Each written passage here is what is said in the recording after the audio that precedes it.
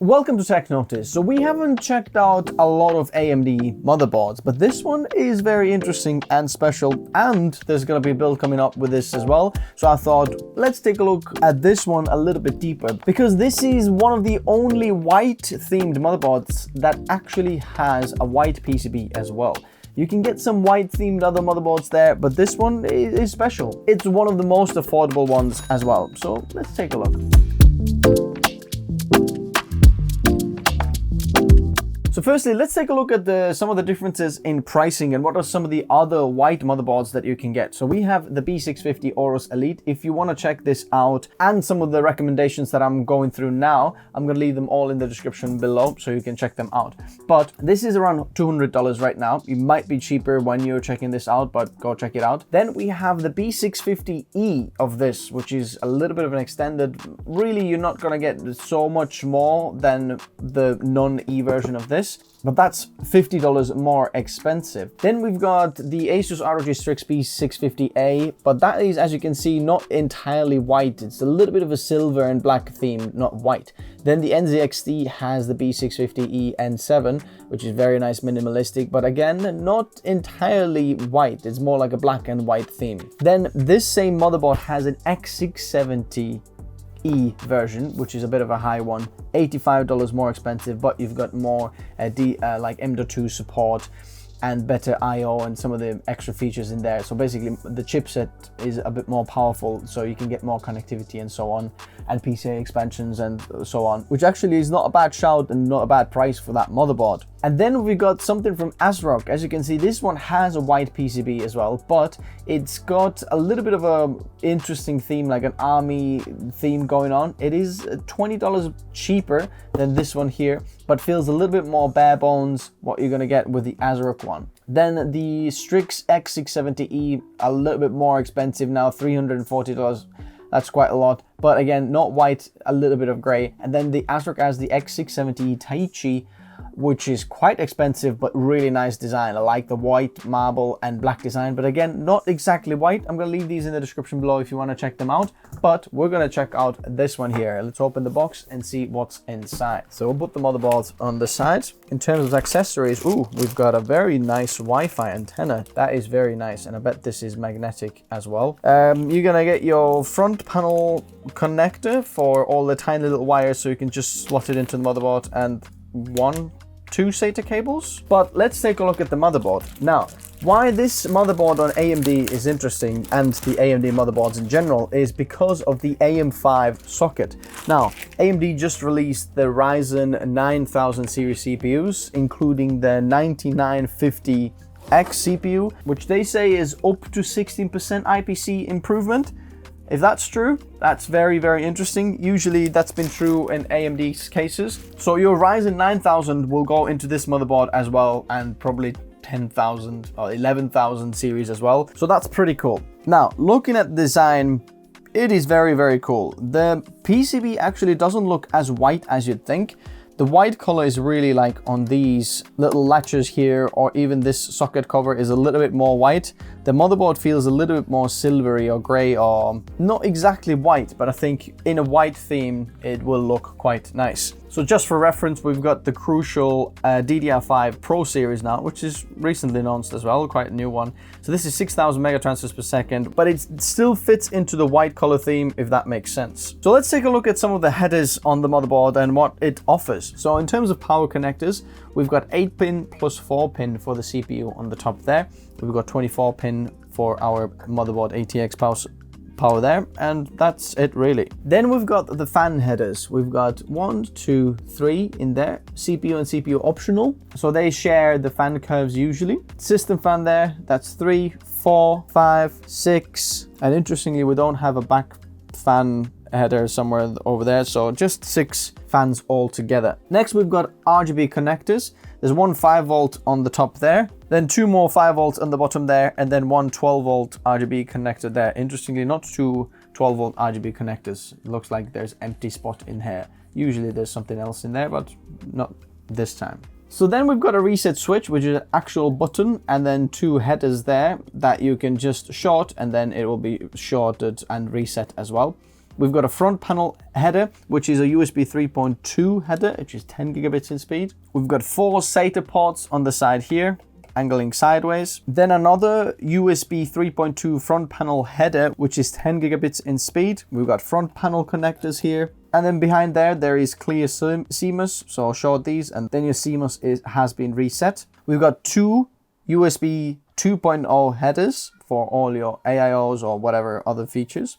This is an interesting header here. This is LED demo. So if you've got a cable that goes to, I don't know, a power bank or something like that, or power header, you can actually make this board like light up with the RGB. I believe there's RGB somewhere underneath there, if I'm not mistaken. So that RGB will light up through that header. We've got a TPM header, an ESPI header in there. Probably not for a lot of people here, and then a front panel audio header just in there. So here we have the CPU socket. The socket cover is interesting. There's no branding on it. I'm not sure if this is just my model or this is some other as well. So we can see 1718 pins in there.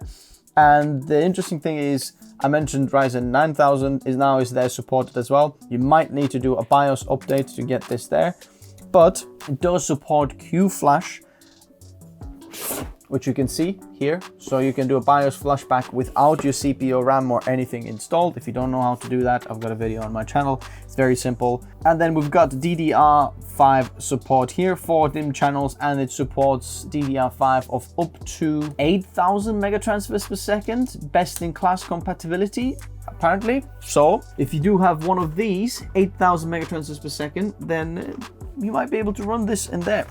Obviously, it depends massively on the IMC of the CPU as well, not just these DIMM slots, but it's still interesting. Okay, I just want to give a little shout out to Samsung and the 990 Pro SSDs. These are one of the fastest SSDs that I've tested on the channel, and right now on an Amazon, they are on a deal. They're the cheapest price I've ever seen. So if you're looking for a very high-end quality and good SSD for your operating system or project drives, check out 990 Pro. Now, in terms of M.2 support, this is not a toolless removal. I think the X670E has a toolless one, so you can just flick back and you can completely install everything toolless with the no screwdriver. Here, we're gonna have to use a little screwdriver to get the heatsinks off. As you can see, thermal pad underneath.